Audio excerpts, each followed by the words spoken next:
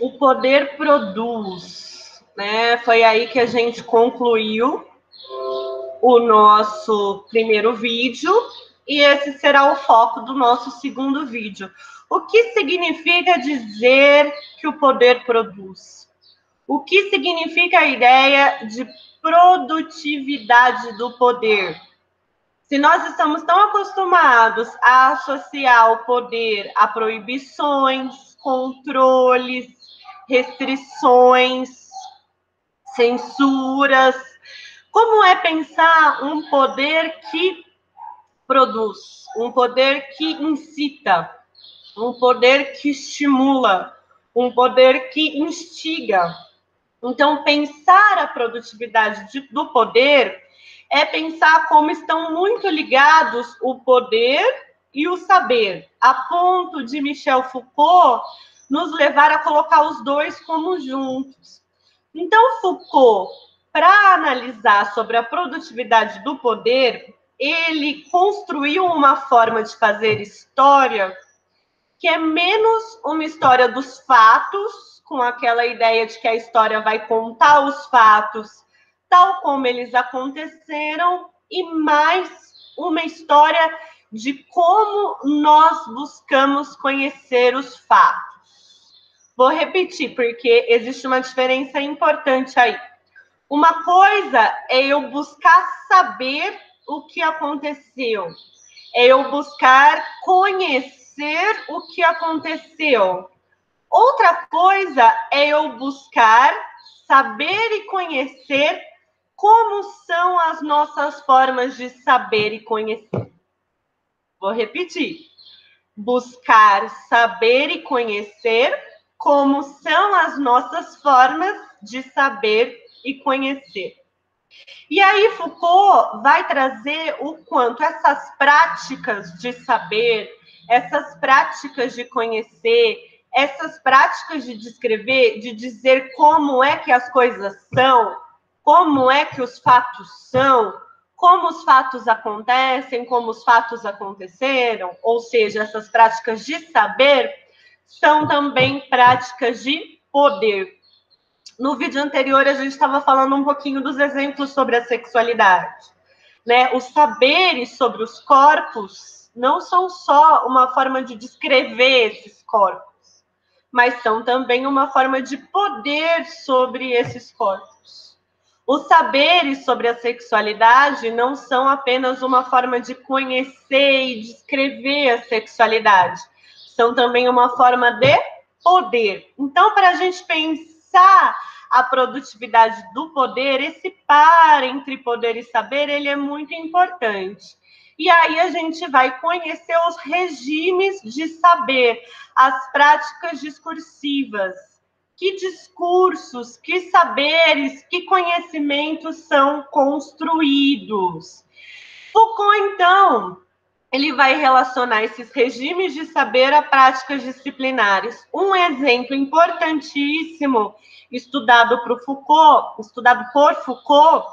é o do hospital psiquiátrico, né? Quando surgem os hospitais psiquiátricos. Nos hospitais psiquiátricos, desde Pinel, quando houve a queda da Bastilha, confundi, falei queda da pastilha, gente, não, a queda da Bastilha na Revolução Francesa, que Pinel estava afirmando, né, que a loucura era uma forma de alienação da razão. Mas isso não significa que as pessoas consideradas loucas não fossem racionais. Elas, de alguma forma, haviam perdido temporariamente a razão. Perdido temporariamente a razão, era preciso que elas pudessem ter novamente a razão. E tendo novamente a razão, terem novamente a liberdade, terem novamente a autonomia. E então, Pinel constrói essa nova forma de pensar a loucura, essa nova forma de conhecer a loucura, essa nova forma de saber sobre a loucura, mas para isso era preciso estudar, investigar, pesquisar. Então, nos hospitais psiquiátricos, não era apenas uma ideia de conter a loucura, era uma ideia de observar, estudar, descrever, classificar. Foram escritos tratados, foram construídos estudos, instrumentos de pesquisa. O hospital psiquiátrico era, então, um campo de saber. Ao mesmo tempo, não havia como criar esse novo espaço do hospital psiquiátrico sem uma série de práticas disciplinares. Né? Eles estavam em um lugar em que eles estavam, as pessoas consideradas loucas, estavam em um lugar em que elas estavam fechadas, com horário para acordar, com horário para comer, com horário para dormir, com horário para estar no pátio, e o tempo inteiro elas eram observadas, ou melhor, vigiadas, para serem melhor controladas estando lá dentro. Então, o que o Foucault vai dizer é: não dá para você contar a história de como a psiquiatria buscou conhecer sobre a loucura de uma forma separada do poder que a psiquiatria exerceu nos corpos das pessoas que eram internadas, nas subjetividades das pessoas que eram internadas. Não dá para você dizer assim, até aqui é estudo, é pesquisa, a partir daqui é disciplina. Não, a disciplina ela é profundamente ligada às práticas de saber. E as práticas de saber são profundamente ligadas às práticas disciplinares.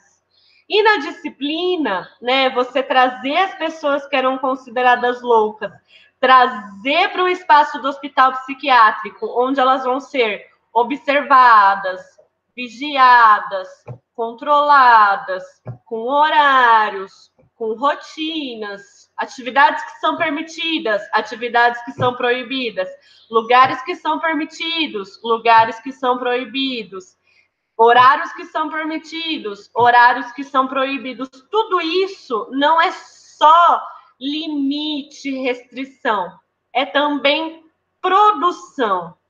Então, a partir do momento que você observa alguém que está internado, que está fechado num espaço, que está enclausurado, né? E aí você diz, as pessoas loucas são assim. Você não tem como separar o que você está estudando do fato das pessoas estarem nessas condições e estarem nesse espaço. Então, nesse exemplo da loucura, a gente consegue ver como, para Foucault, existe uma relação intensa entre poder e saber, e a gente não pode falar sobre os regimes de saber sem falar das práticas disciplinares. E aí, olhando para os regimes de saber e as práticas disciplinares, a gente vê como as instituições, as práticas nas instituições e as relações nas instituições, elas vão moldar os modos de relação de cada pessoa consigo mesma e com as outras pessoas. Vamos pensar em algumas instituições que Foucault discute. Vamos pensar no hospital psiquiátrico, vamos pensar na prisão, vamos pensar no exército, vamos pensar na igreja, vamos pensar na medicina. Cada uma dessas instituições tem seus regimes de saber, cada uma dessas instituições tem as suas práticas disciplinares e cada uma, olha, essa ideia é importante. Quer dizer, todas são importantes, né? Mas essa ideia, ela sintetiza muito do que a gente está discutindo. Cada uma dessas instituições, com seus regimes de saber e suas práticas disciplinares, suas práticas de controle, tem esse poder de moldar. Moldar o quê? Moldar o modo de relação de cada pessoa consigo mesma e com as outras pessoas. Então, quando a gente está falando do poder e dessa relação entre poder e saber, o que a gente está investigando? Os modos de relação de cada pessoa consigo mesma e com as outras pessoas. Um exemplo é o poder saber sobre a loucura. As relações de poder e as relações de saber sobre a loucura moldaram modos de cada pessoa consigo mesma e com as outras pessoas. As práticas de poder e as práticas de saber sobre a criminalidade, né, a construção das prisões, a construção dos regimes de punição, a construção das classificações sobre o que seria crime ou não, como seria punido ou não, essas práticas de poder e saber sobre a criminalidade moldaram modos de relação de cada pessoa consigo mesma e com outras pessoas. Da mesma forma, o poder saber sobre a sexualidade, as práticas de poder e as práticas de saber sobre a sexualidade. Então, principalmente no século XIX, vieram muitos discursos para dizer que formas de sexualidade são sadias, que formas de sexualidade são doentias, que formas de sexualidade são normais, que formas de sexualidade são anormais, que formas de sexualidade são adequadas, que formas de sexualidade são desviantes. Todas essas classificações, todas essas formas de nomear a sexualidade não são uma simples descrição de como a sexualidade é, uma simples descrição de como nossas expressões da sexualidade são. Não, são uma forma de exercer poder em como nós experienciamos, vivemos a nossa sexualidade.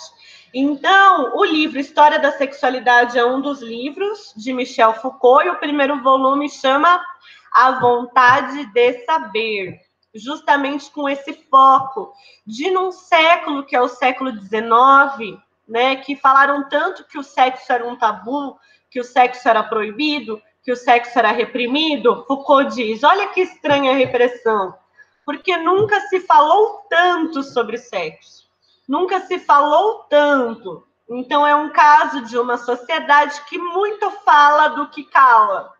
A sexualidade é um exemplo de como essa repressão tem um aspecto estranho, porque a gente fala tanto desse silêncio, tanto fala do que cala, né? E aí Foucault vai dizer tudo isso que é dito sobre a sexualidade, as descrições sobre a sexualidade, as classificações, as categorizações, as definições, as nomenclaturas, as explicações, parecem que elas estão revelando algo que estava ali escondido.